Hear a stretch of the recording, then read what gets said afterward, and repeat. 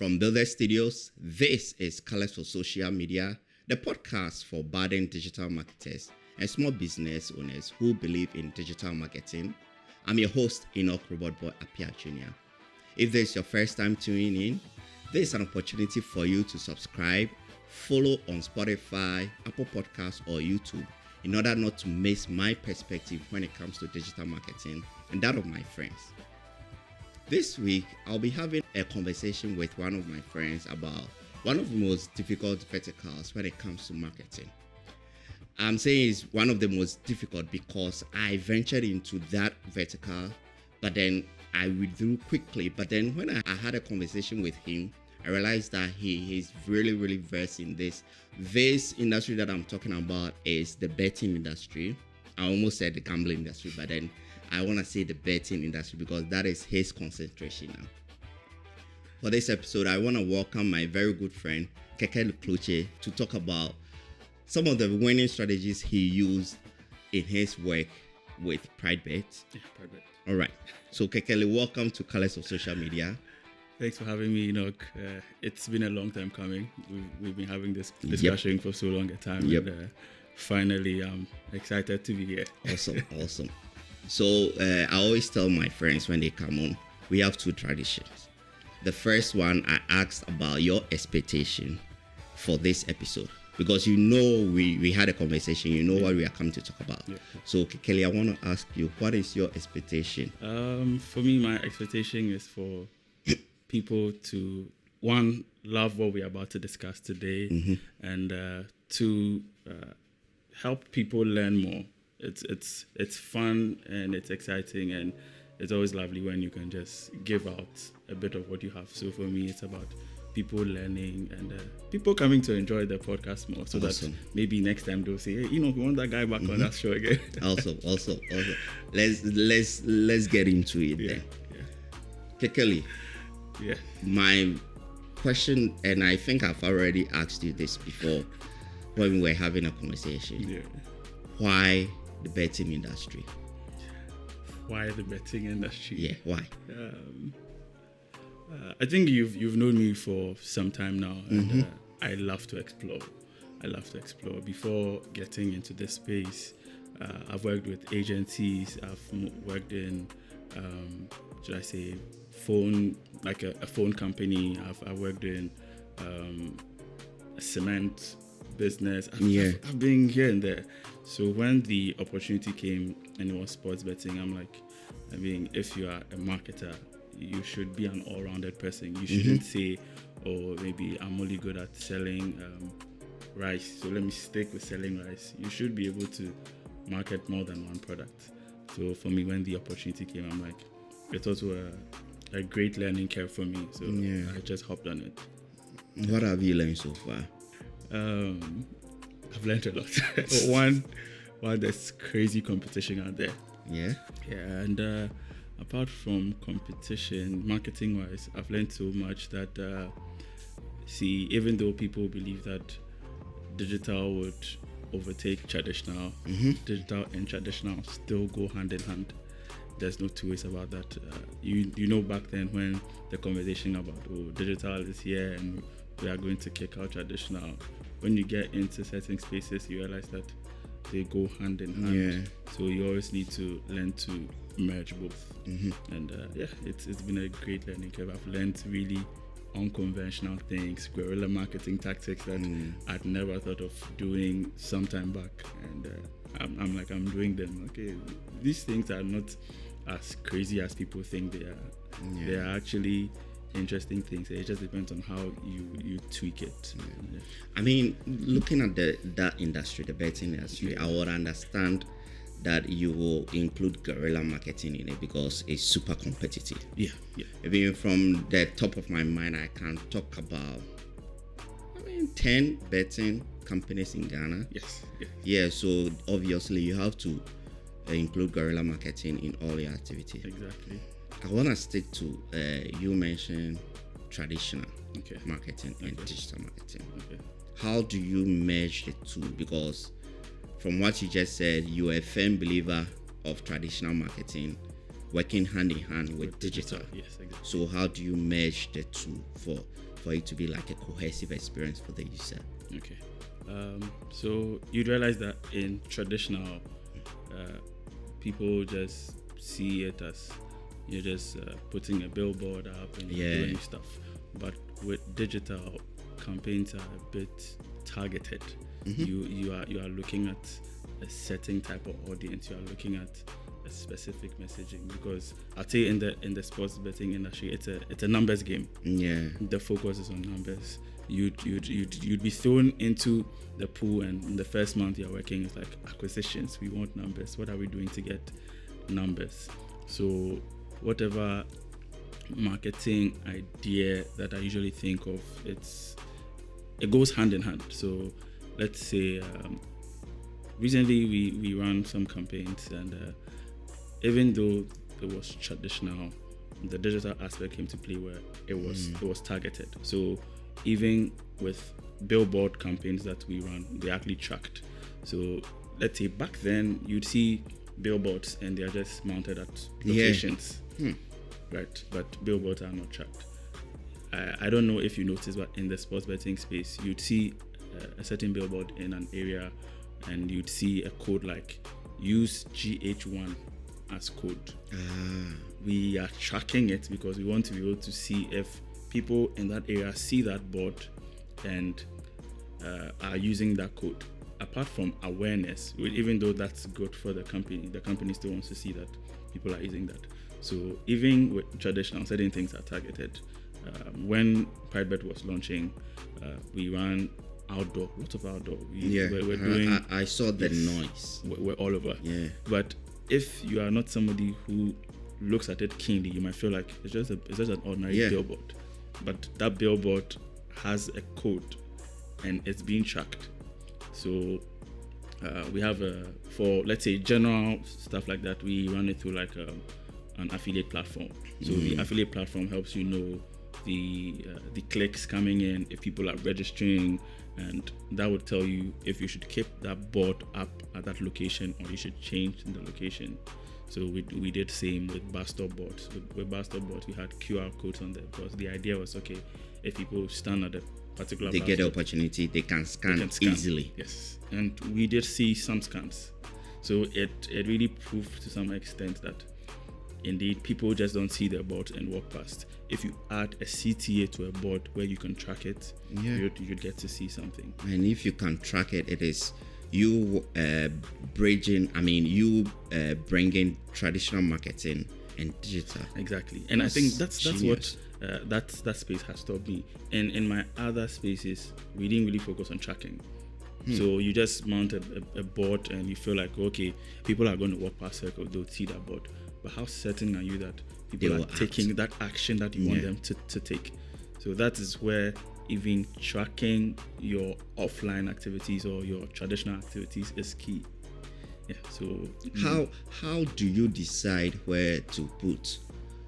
I'm still focusing on traditional. Okay. Yeah, because it is busting my mind here.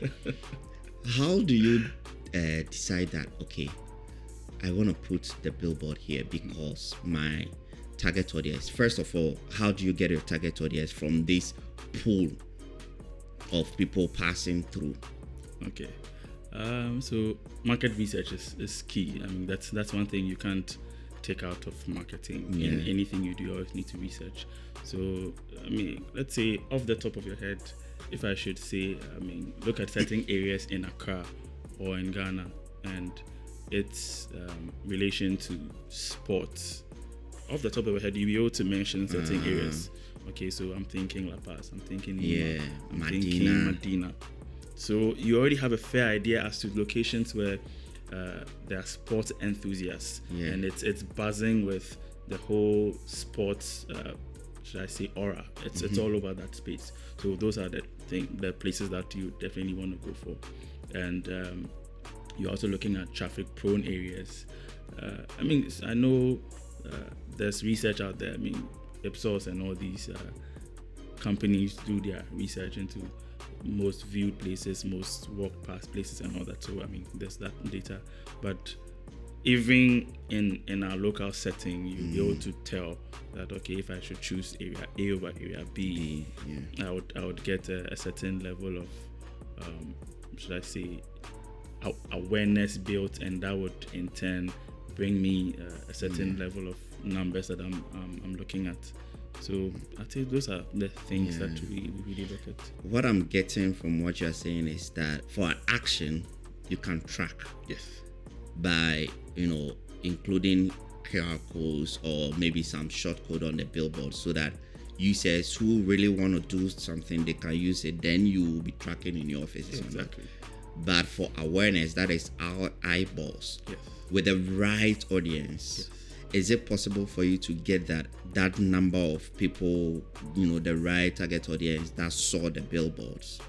I'm guessing no. Or it's a yes and no. Okay. It's a yes and no. Yes, because you would get some number of actions being taken. Yeah, so you can deduce that, okay, if these people acted, then they saw it. Exactly. Interesting. Exactly. But no, also because sometimes you have set certain expectations, because there are KPIs in marketing anyway. So you set certain expectations that, okay, I'm expecting at least a certain number of actions to be taken. So if it doesn't also meet those numbers or the KPIs that have been set, you might feel like a good job wasn't done. However, with marketing, everything goes through a funnel. Yeah. So even if you are looking at the AI-ADA model, where there's awareness, there's what is interest. AI? What did you just say? You just mentioned a model. The AIDM. What is that one too?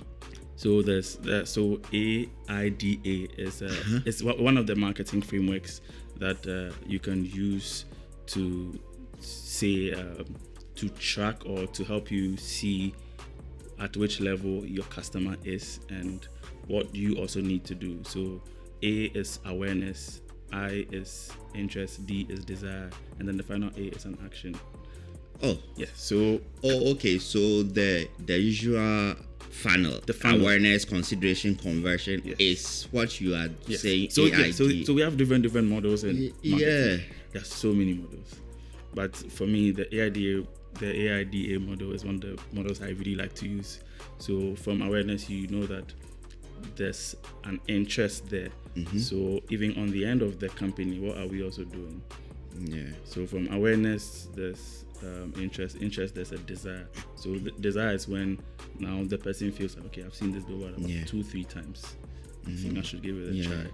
Then the final A, which is the action. So once they go through all that, they go through all those steps, and then they make the final decision of either punching in the code, sending in the SMS, or scanning the QR code.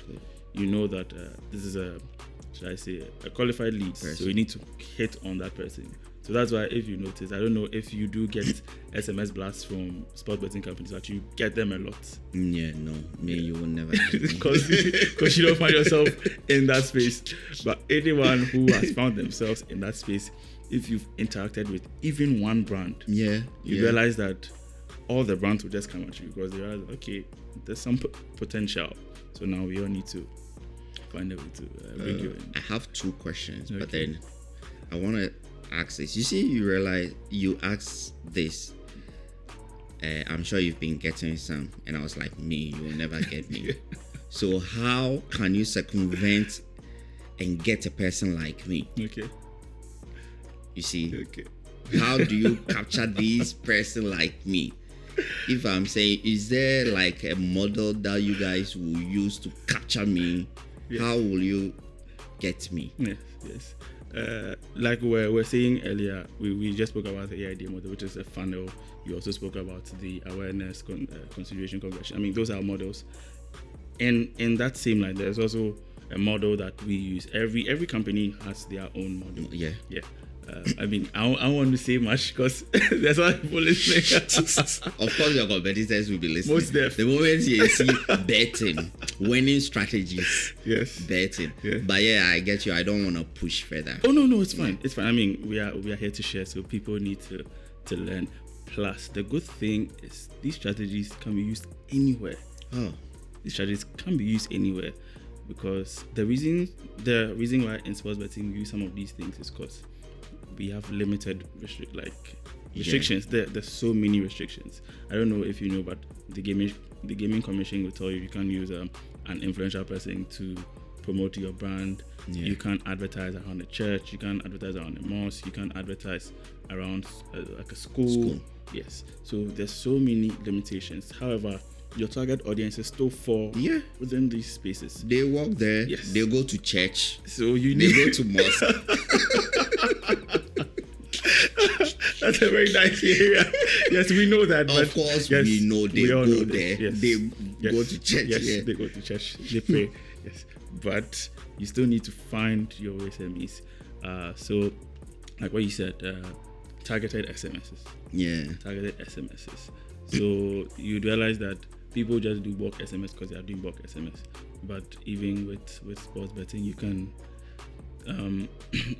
should I say segmentation based also on income, segmentation based on interest. So you realize that even I'll get to the online part when you ask those let's finish with the traditional. Yes. But the same way you do your targeting for digital, the same way we do it traditional. Even let's say for radio, you definitely are going in for shows like sports shows, entertainment shows, mainly a bit of lifestyle shows, because the idea also is sports betting is actually supposed to be something like how do I call it? It's supposed to be a fun activity, but it's quite unfortunate. I mean, I need to say that it's quite unfortunate that some people tend to abuse it. That is why it gets to a point where you see some people as addicts. They always have to play before because they are being driven by greed. But in actual sense, I mean, it's supposed to be a fun way. It's something for fun. Let's say it's like a side hustle, like an add-on for your team winning. Yeah, because of course the players will enjoy their money, their bonuses, and all that. But for you supporting them as well. Yeah, you too. You forget something. Exactly. Oh, I get it. So that's the whole idea. But unfortunately, people tend to abuse it, and some people feel like, Charlie, this be the way I for make my money. Yeah. But like you said, you support a particular team, and so because you're always supporting them, rooting for them, and all that. I mean, why not? If you win some series by supporting them, go you. So I mean, you look at all that. So coming to that space, yes, you need to target. So even for the SMSs, we do targeted SMSs. So if you don't fall within that space, that's how come you don't get it. But one way or another, you will get me. I can leave you if I want to. But apart from even like a person like me, I know that if I visit certain website, I might be targeted by you guys. So I wouldn't go there. But some devices also are going around to prevent spam messages. So what are you doing about that one? So do you have any solution to circumvent that? Because I'm using a Pixel. I don't get any message. Even cold calls, if you are in the States, it won't work. You see? So what is there for the betting industry? Is there like a solution over that? So the solution, I would say, like we put it in digital as keywords. Keywords. So even on Facebook flags certain words. If currently on platforms like let's say almost all the meta platforms, even on X, if you use certain words, the post would get flagged. It'll be pulled down. So you need to also look at that. So it works even on the traditional side as well. Like let's say, let me give you this example. Let's say you see a billboard, even though it's a big shiny yellow billboard. When our billboards came out, some people thought they were MTN billboards. You see the I'll come to that about your creatives. So all those things come in, copy and the type of words you use. So I can still even run an SMS campaign where I'll be sure that instead of me using certain words, I change them. That- So instead of using positive words, you use negative words, and vice versa. So it's like you are switching it up. So when it goes through the system, funny enough, I mean, technology is technology. It will Of still course, not be yeah. able to figure certain things out. Yeah. So it's able to play past it and get And it gets to the user. it still get to the user. Nice. Now let's talk about the creative. And it's not even only you guys, right? It's Yeah. not. I'm not even talking about you guys, Yeah. but looking at the billboards that I see around from all these betting companies, I realize that your creative are so blown out. You see, it's so exaggerated, I should say. Is there like a thought behind that? Exaggerated. How? Yeah, like 100,000 boosts. Then you can see some Superman doing like this, like flying somewhere. I see what you're getting. I mean, yeah, I want to get the thought behind your creatives. What are you doing with your creatives? Is it like to shock people or for people to act on? What is the thought behind them? Yeah. Okay. Now you can speak for your industry. Okay. So the creatives are actually based on campaigns. Yeah. So you'd realize that every creative has its own message. However, those campaigns, I would say, are offers. So things like multi-bet boost and all that. People in that space understand the lingo, so they know that So there's certain things that when people see, they know that okay, I'll go in for brand A over brand B. Someone would want to go in for a particular brand because they are focused on odds. Someone is going in for another brand because they'll get win boosts. So win boost is more like let's say your potential winnings are doubled. So let's say if it's saying up to 1,000, it means that your potential winnings might be doubled up to 1,000 based on the selections of the games or the odds. So everyone goes in for a different reason. So you need to be tactical with the messaging. So yes, you see billboards with win boost because we know that okay, there's people in that space who like product A. There's people in that space who like odds. There's people who like to see maybe a curvy woman holding. So that's smart because you saying this, I have now realized that although the billboards are coming from one brand, certain areas have different messaging. Exactly. So yeah, then the socioeconomic status of the people also comes inside. Exactly. Because of course, if looking at the area, they need more money, of course, then you just be compelling them 1,000 boost. Great. Interesting. Great. So when we started our campaign, just to come in, we had, let's say, about 14 billboard locations across mainly Accra and Takoradi. And in every space, the messaging was different. So let's say we had a billboard around what's the name of that place? The Tema Station area. The Tema Station area, around that side. Accra, yes. What's the name of that place? The National Lotteries Lane. With the health, is it the hospital, Ghana Health Ministry area? Yeah, so after that, like let's say on the where the new magistrate court is. On that side. And that billboard was designed to suit market women. So the image on the board was actually like a market woman. And then the messaging was like, come together, make we play. So, of course, a market woman, if she reads it, she will understand it. So even in our launch, we didn't go hard on, say, products. We focused more on creatives that people could relate to. So you could see in, let's say, a place like Labadi, you'd see someone screaming. So we looked at every area and came up with a messaging and the board so that when people in those areas see it, they can relate to it. So the idea also is it's not always good to try and sell your product hard on. First, let the people get to see where you're coming from. Once they relate to you and they know, okay, you are here for us, then you can start selling. Let's talk about KPIs. That is key performance indicators. Yes. Still traditional. Of course, I'm looking at the creatives that have the QR codes on them. Okay. Perfect KPI. If I'm arranging order of priorities, should be scan numbers. Yes. What other KPIs do you measure again? So promo codes are part of like some things that we use for kindly, like one of our should I say offline activity that we're doing, we have like a promo code feature. So like if you go to that particular place and you use that promo code, it'll be recorded in the system that you came in through this. So there's promo codes as well. But apart from that, usually the billboard agencies also have a way of tracking footfall. Yeah. The billboard agencies actually have a way of tracking footfall. That's why I mentioned that even you can get some data from Ipsos and some of these third-party companies. Back then, it wasn't that footfalls as in people who pass through. Yeah.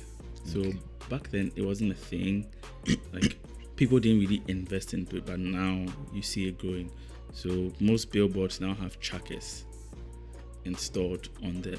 So anytime people pass by, it's able to give you a fair idea to the number of people that have passed through that location. And then you also use it. You can use that to average, like run an average and see the numbers that came in from, let's say from the site visits and all that. And then you do that vis-a-vis maybe online to see. So this is just by the way.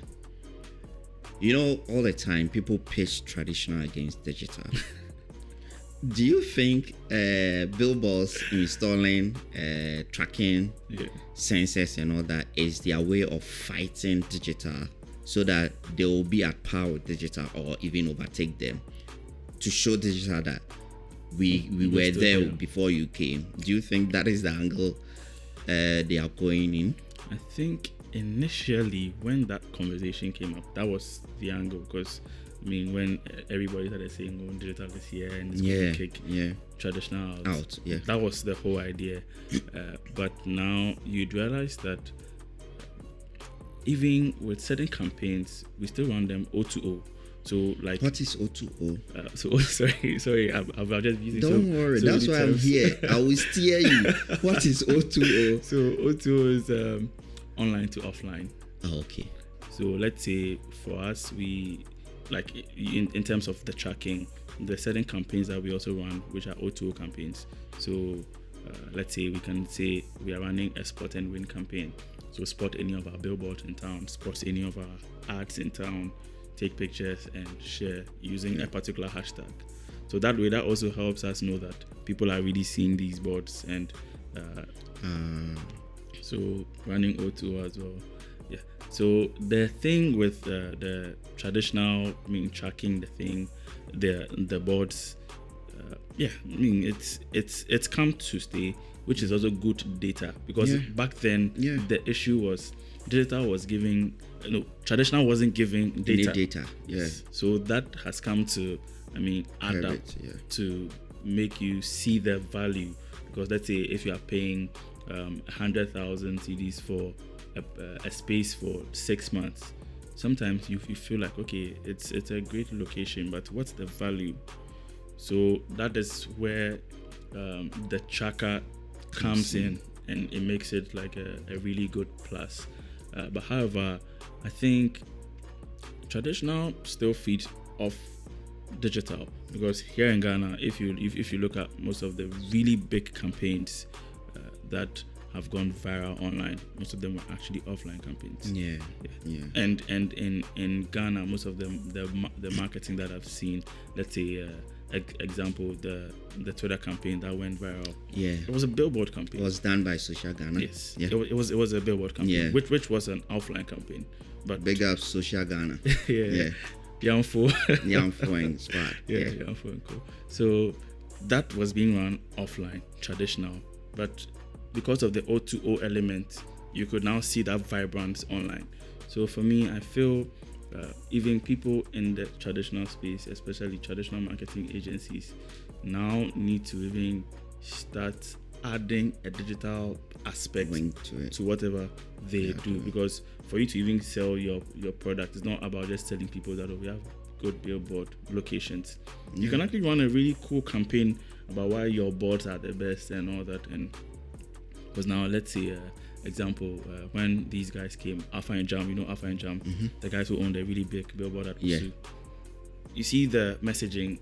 This is obviously the biggest billboard. Billboards, And you'd realize that now that billboard, even though it's looking like it's a traditional billboard, it's more like a digital billboard. Yeah. It's massive. I mean, So that's whenever I pass, I'll just, yes. man, yeah, we are getting there. Yeah. Are getting there. But I mean, it's quite sad because Alpha and Jam is not a Ghanaian company. yeah, I mean, but it's still coming to the market. So, I mean, if they are not a Ghanaian company, but then our folks down here can look at it, build upon it, and I mean, as long as it's here. But then I just had an epiphany. I mean, I'm just looking at you dishing all these insights, and it just came to me like I met you in 2018. Yeah, that's like way back. Way back. And we were handling Outspoken Edge. Yeah. And right now you are here and you are dishing these ideas. I want to know your journey. How am I talking to this Kekeli of 2024? Okay. Walk me through your journey after 2018. How many betting companies have you worked with? Okay, so for sports betting, PrideBet is like the third company where I'm doing marketing for. I started with BetBoro.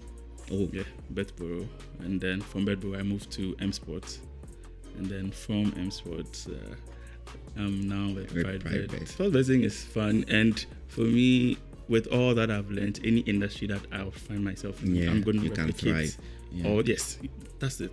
I can thrive because. See, it's really crazy. Yeah. It's really crazy. Like you're fighting with so many people for the same numbers. Yes. It's weird. Yes. I mean, like you have to fight with over 10 brands over the same people. Yeah. And I mean, man, you are doing a good job. I mean, I've been seeing your ads around and all that. Yeah. But let's talk about digital. Yeah. That's a lot of time you spend on traditional. Yeah. Sorry about that. Let's talk about digital. I know there are a lot of challenges. Mm-hmm. So tell me how you were able to overcome digital challenges when it comes to sports betting. If I don't know anything, I know Google compliance. Policy, you are violating our policy. So many of them. How do you go about that? So many of them. even till date, Meta has still not whitelisted our pages because the policies are so many. And you need to go through lots of channels and approval processes before all that would happen. With digital, I'd say traditional is even easier to maneuver. Traditional is very easier to maneuver, but with digital, it's really hard. So with digital, looking at, let's say, social platforms, the focus is just to look at it as a medium for information. Yeah, so we just use that to run like the normal comms that we have. But in terms of like focusing on ad buying, yes, Google has been like really crazy. But thankfully, that also has pulled through. So PPC smooth, but it's just that bidding. What is PPC? Pay-per-click. Welcome to Collective Social Media, the podcast for budding digital marketers and small business owners who believe in digital marketing. Now I'm asking Kekeli, what is PPC? You know, just putting me on the spot. No. I mean, for budding digital marketers. For budding digital marketers, yeah. So we want to break everything down. What is PPC? Okay. I know PPC, even though I don't know, but I know PPC. I know PPC. So what is PPC? Enoch says he knows PPC. So maybe I think Enoch should actually school about these days. Yeah, but I mean PPC in simple terms is a pay-per-click. Pay-per-click. So that's the amount you pay for every user that clicks on your ad. Your ad. Yeah, but that's a link ad. Yes, but in the sports betting space, like we said, the competition is really crazy, especially on search. So for us, search is where most of the dominance is. So let's say you can have over 10 brands bidding on your brand name. Yeah. It might be your brand name. Yeah, your competitors. But they still bid on it because once someone goes there and types in PrideBet, and the first thing they see is, let's say, Betway or SportyBet, they'll click on that. Of course. They don't really have time to scroll down to go and see PrideBet. No. So if Betway is ready to pay, let's say, example, $20 for PPC because they want to rank your competitor. I mean your audience. Yes, because they want to rank up there. I can't compete with them, and it's quite unfortunate that we have killers. Killers. Shout out Sultan. go on. I think I should have invited Sultan. Yeah, Sultan. Shout out Sultan. Yeah, I met him at Paint Hall Week when they were doing their activations. Yeah. I just passed through. I was like, hey, Sultan. And Sultan is an avid listener to this podcast, by the way. So yes, I should invite. In fact, I'll invite him. Yeah, we should actually have a three-way conversation in the studio. Yeah. So yeah. But those guys are ready to spend. So when it comes to certain things in terms of online ads, I mean, big ups to them. I give it to them. Yeah. Like they really invest huge. But there are other things that we have also done which have really helped in the digital space. So like I was talking about PPC. So X as well. So kindly X, running ads through X has really helped a lot. Elon wants his money, so probably he has thrown all policies to the gutter. Y'all come and run out of my platform, I want money. So X will perform. Yeah. But even with Facebook, we have a backdoor method we use. So the first time we saw like two of our competitors run ads on Facebook, even though they were not whitelisted. And I was like, what are these guys doing? And then I sat down with one of my guys and like, no, we really need to figure it out. And truth be told, it was what I was telling you, the keywords. Yeah. So you run it through like a third party accounts, and then you just tweak the keywords, you change the creative copy. But funny thing is with Facebook, even when you're running ads, it's not only the main copy, even the creative itself goes through a certain level of scrutiny. They're able to see if there are certain things in that creative, then they just flag it. So when we realized that and we tried it worked. I was like, oh wow, this works. So Facebook also did help a lot, but not the method we all know. The illegal method. Do you guys have an app? Currently, no. But we have an APK. So because I was about to ask you how you are able to circumvent to be on the App Store or the Apple Play Store. Okay, you know those. Apple Store. Apple Store, yeah. You know those platforms also have their own rules that you need to meet. Currently, for us, what we are trying to do is to build our app in a way where you can even run, let's say, like on low data mode.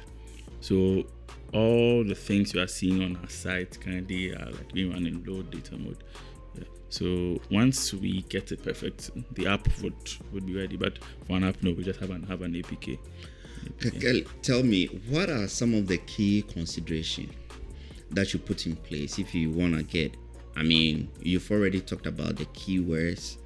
Yeah, so what are the key considerations that you put in place if you want to run a successful digital ad, apart from the keywords? Objective is one. Objective is always the key. You need to know your objective for that particular campaign, and then the target audiences as well. Yeah. Thankfully, in a platform like X, you can do like a follower lookalike. So X allows you to select certain platforms, or should I say influencers who are within that space, for you to target their audience. So X does that with the follower lookalike. So knowing those things as well, the interests, and apart from that, budget. Yeah. Budget is also one thing. Yeah. If you really want it to go loud, then it means you need to put lots of money in there. So yeah, I'd say those things are really critical and crucial to have a successful campaign online. And you don't include social media influencers in your mix? So with social media influencers, the objective or whatever it is that we are running is what would push. So there have been certain campaigns that we've run that the focus was just on awareness. So it was just like an awareness based or an awareness driven campaign where we just wanted people to know that we had a particular product. So those ones were there. But one thing I realized for sports betting is the influencers are mainly on platforms like Telegram and TikTok. So we rely heavily on people on those platforms, Telegram and TikTok. I mean, you might get issues. You don't always get it easy because some people would swindle you. I've had issues where I've had scenarios where people have taken money and Charlie, they've not done They the didn't work. do their job. And Charlie, I have my KPIs to meet them, my head is hot and I need to think of something quickly. So those ones are also there. But yeah, mostly on Telegram. But one Telegram. Telegram. All this while I was hearing TikTok. Yes, but Telegram is where the Tell real deal me. is. There's a buzzing community on Telegram people don't know about. In Ghana. Yes. Like, interesting. Personally, I eat, drink, I mean, we sleep, talk on Telegram. So if you notice, but then you'd hardly get me on WhatsApp most of the time. we talk on Telegram, Yes. but There's- I didn't know it's there's like a that. buzzing community on Telegram. And the good thing is, I mean, on a side note, let's put just sports betting aside for a minute. You can get anything you want to get on Telegram. Anything about Ghana, about the world, anything. Even currently this whole thing about crypto and stuff. Yeah. There's so much info on Telegram. People don't even know what to do. Like, there's info everywhere. Telegram is one of the best platforms I would recommend to anyone in this day and age. Interesting. Yeah. And do they run ads? Yes, Is it possible in Ghana? Yes, you can run ads on Telegram. Ah, You can run ads interesting. on Telegram. But you need to do it through crypto. Use Ton. Oh, Use Ton to run those ads. Ton is their own crypto coin. Yeah. Run it through. So you buy Ton, Yes, you buy Ton. then you run it, then you pay with the crypto. Yes. Interesting. And it's exciting. Telegram is an exciting note, very exciting. I would actually recommend businesses to start looking at that platform. On Telegram instead of on WhatsApp and Telegram, which one would you recommend? I mean, for businesses. Telegram gives you lots of opportunities that WhatsApp doesn't. Yeah. But it's just that most users, you know the whole thing about getting users to switch when they feel like they are comfortable. Yeah, on WhatsApp. Yeah. I mean, let's be honest. Let's use this telco game thing, MTN, Vodafone, whatever. I'll be like, I like MTN. I don't want to use it. So that's the whole thing. Can you tell me one of the successful campaigns that you've run that you are like proud of? My very first campaign, which you rightly mentioned, that when you saw those billboards, you were blown because the creatives and all that, and the copy that went with those creatives, and the fact that it was the first time we're trying the different location idea. If you'd notice, if let's say you see brand A have a message on a billboard, is that same message all through? But we didn't do that. We looked at different segments, different targets, and we created different messages for that. And it really did well with us. Apart from that, I'd say when we also started, I'd say everything from start to date has been great. Currently, we're doing something for local communities. I know some people have already seen it and they have already started picking the idea, even though it's been there for some time. Brands like Guinness and Club Beer actually run those things very well, where they take like a local community. Then they take them as their baby and just be helping. Yeah, so like they'll brand the place and their colors and paint and all that. So we're currently doing stuff like that with about we've done 2. We just did 1. We're looking at doing about 10 before the year ends across the country. Because the idea is if you go to your favorite bar to watch football every day and you bet with us, then I mean we can come there and make it look great. So it's for us, it's also a way to give back to the community. So those are some of the things that we're doing. We also run a campaign which was called the Stranger Hero campaign. The idea was that we'll meet people randomly on the streets and we asked them for help, and those who help were giving dash them an amount of money. Interesting. And all those campaigns. So like, I mean, apart from the sports betting campaigns, we've done some social campaigns as well. Also. So, and all in all, it's been great. You can say it's a good journey. Yeah. Because the feedback we get is that people are starting to see that we are not only focused on, let's say, forcing getting people to bet, but we are finding ways to connect with the community. Yeah. So great. Yeah. So, now let's look at the future. What do you think the landscape is? I mean, right now you have a lot of competitors. Yes, we do. But looking up ahead, how do you see the future of sports betting in Ghana? Is it gonna go down, or is there a future for you guys? It's not gonna go down. So I mean, we've been hit with so many challenges. If you recall, when this whole tax thing came, some people said, "Oh, the space was going to collapse." But we are still thriving. We stood in it, and we've had brands come and go, and we still have more brands coming in. It just tells you that there's a lot going on in this space, and people really want to be here. So it's not going to die anytime soon.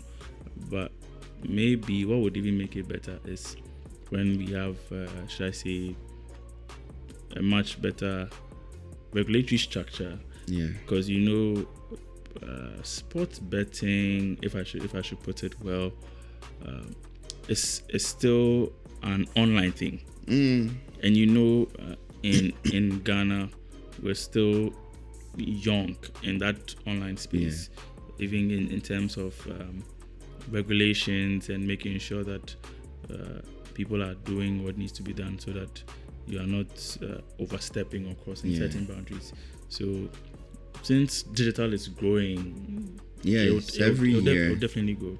It'll definitely go, because now it's easier for people to just sit home and pick their phones and they just enter a site and they do it. So like we're talking about, even though it was a joke where we were like, oh, people go to church and go to mosque and all that. Yeah, but so you won't even know. So but it's come to stay. It's come to stay. Since I started this year, all the conversation I'm having, there's a mention of AI. When I ask about the future, so is it that there won't be AI for sports betting industry? The thing or you guys don't see it happening?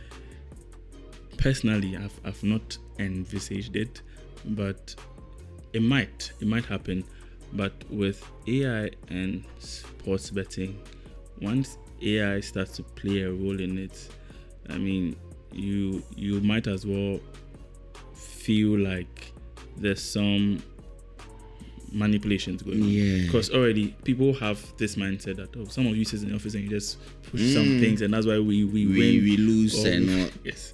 So imagine, even though AI has its positive sides, imagine all the issues with AI. I mean, I learned recently that one AI killed itself. He committed suicide in Japan. I was reading something like that. And AI committed suicide in Japan. Read it. Yeah, I would actually look for it and share with you. The AI committed suicide. He has developed a personality to the point that I want to die by suicide. So let me just off myself. I mean, like so that's like a humanoid. Now they've built emotions. They've learned so much that now they don't see themselves as an AI. An AI, I guess. But they have emotions. So let's say now you build an AI for your platform, and then it now starts to manipulate the platform. That would be wicked. That would be wicked. Before you realize, funds are being sent somewhere you don't even know. So for now, I mean, I don't really know how they're gonna plug in. Yeah, but currently the role AI plays in the sports betting space, I mean, it helps with creative work. I mean, currently our designers have started exploring some of these tools for some of our designs. So it just helps speed up the process so that we can get work done quickly.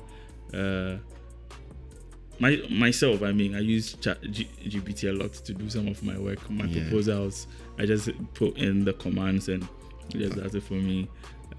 But I'm a Gemini person. I mean, I'm a Google guy. Yeah, Google guy. So yeah, Gemini. Yeah. But I mean, GPT for me for life. GPT score. We will talk about the battle of the models. Yes. Yeah. Thank you so much, Kekeli, for coming on. Thanks for having me. But before I let you go, I want you to. That's actually the last question. You remember at the top of the episode, I asked. I told you we have 2 questions. Yeah. So this question is the second of that question. Okay. Who would you want to?